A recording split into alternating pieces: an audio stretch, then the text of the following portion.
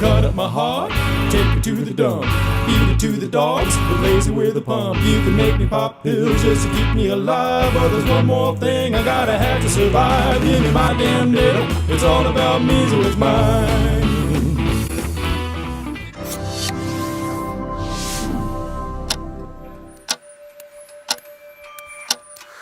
I had first been diagnosed with the cardiomyopathy, and the prognosis is sudden cardiac death.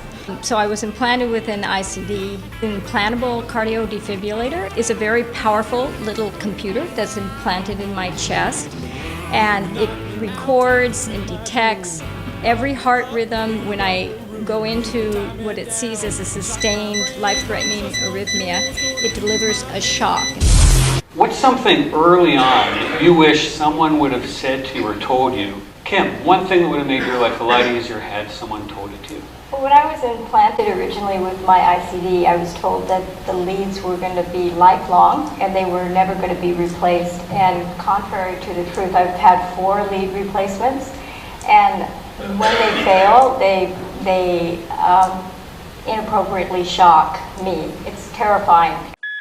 When you do get shocked, it's like a bomb goes off in your chest. You literally feel so violated. It is so shocking. So I just want to give some context here, because I think a lot of people used to watch ER. I was an emergency physician myself, and they're familiar with somebody getting the paddles and seeing what happens to the body. So basically you have the equivalent of that inside here that can go off while you're awake and you have no control of it. I don't deserve the shock. I'm fine, and I'm getting shocked. And I'm often in remote areas of the world where I can't get that device, get it treated and interrogated. I'm hours away, days away sometimes from that.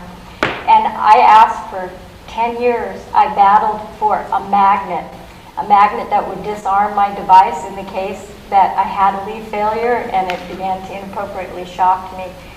And they wouldn't give it to me based on the liability that I might be stupid enough to disarm the device when I was getting appropriately shocked. I am very aware. My chest is bouncing around. It's not hard to distinguish between an appropriate treatment and an inappropriate treatment, but it's been terrifying to have to live with the idea that I could have a cascade of shocks that would go on until I got medical treatment. These things have a lot of battery life, so I could really potentially go crazy, if not die of shock.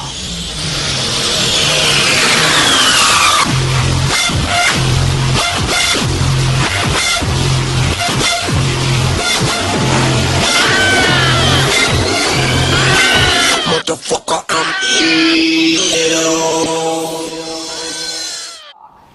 Okay, so I want to make sure I got this right. So you have this shock machine in your chest, and there's ways that you could, if you had the right data, you could manage it so you're not lifted up in there again, but you don't have access to it. Yeah, today, now, when I first got implanted, the technology didn't exist, but the magnets did, and they wouldn't give me a magnet.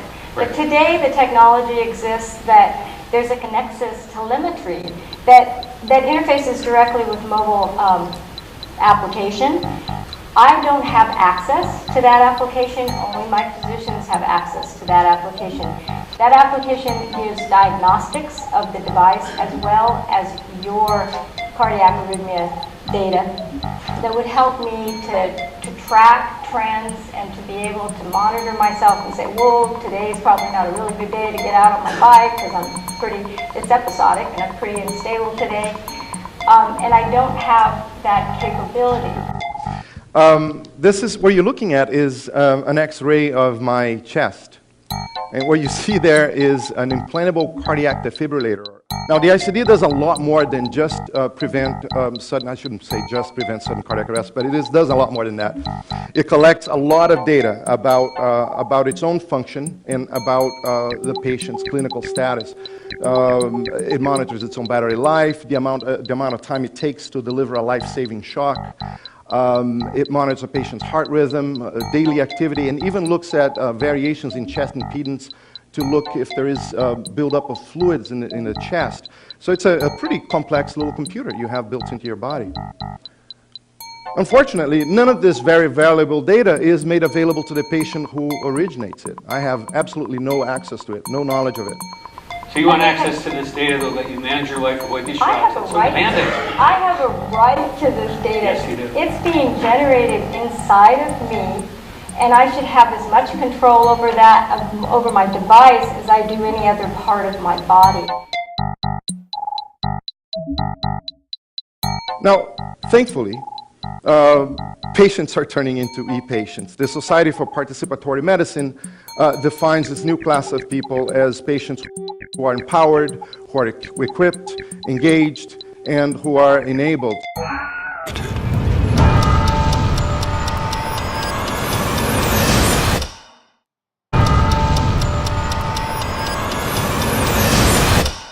Hurry. It really is a movement that is happening in which networked patients are shifting from being just mere passengers to becoming responsible drivers of their care. There's a cultural resistance to some of these technologies that are automatically downloading your data without you seeing it. It's kind of, that's kind of yucky. The idea that somebody else is knowing what's going on inside of you, but you don't have any access to it. You have no right to it. And I think it's almost inhumane. I mean, it is a terrifying thing to have to live with it. But personally, I think it's criminal. It's criminal. I mean, it really is. And I've said this about Hugo Campos before. If I were you or Hugo Campos, I'd be having to sit into the White House. I mean, at least I can see my data when it's generated. I just can't do anything useful with it after that.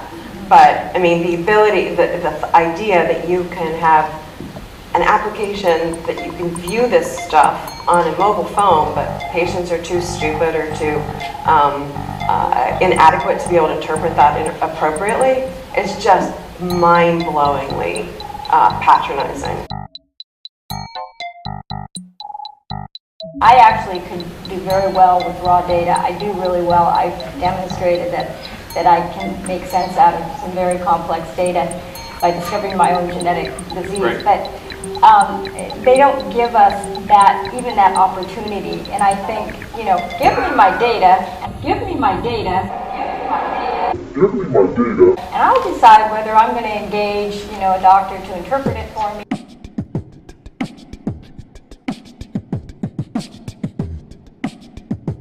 I'm sure that you probably know almost as much as your famous cardiologist, Dr. Topol, about your condition, because there's nobody more motivated than you to learn it. I discovered the root of my diseases, and in discovering that, I actually made a contribution to genetic medicine that was recently recognized at the Heart Rhythm Society, where you weren't allowed to go because, again, you didn't have credentials. My scientific abstract was accepted for featured presentation. I went to register for the event. And I've been trying to be the one that you believe in.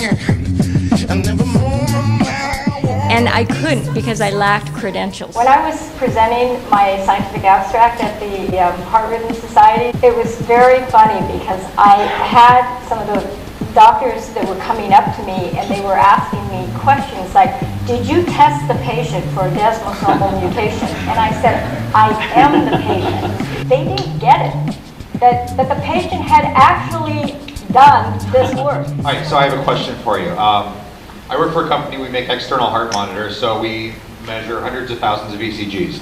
What would a patient possibly do with a month's worth of ECG? Track their trends and triggers. It's simple. So for something that's more complex like an ECG waveform, there's concern, would there be an increased burden on the healthcare system from patients going up to their doctor saying, this doesn't look right, I don't understand this, I need you to explain it to me. This is patient data. I don't understand any logic whatsoever with deciding a physician gets it but a patient doesn't get it. There's no basis in reason for that in a 21st century world, except for the fact that we want to hold on to some sort of patronizing centralized paradigm about who does and doesn't know anything about healthcare. So let me add perhaps a different dimension to this. In many of these systems of the kind that you described, although I don't know the details, the data is decoupled from the patient's narrative about what they were going through. Data that is coupled with annotations that only the patient can provide is that much more valuable. And so I think society as a whole would be better served if we make it possible for people to look at their data and add value to it. The most underutilized resource in all of healthcare is the patient. Patients really need to engage in the co-production of health intelligence. We're saying, you know what, I know what the odds are, but I'm going to go look for more information. I'm going to define what the terms of my success are. Boom, boom, boom, boom, boom, boom, boom, boom, boom, boom. Give me my damn data.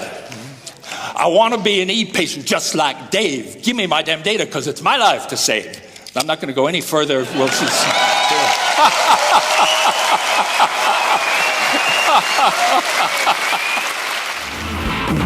You can send me your bill, charge me anything. Drive a nice car, live like a king.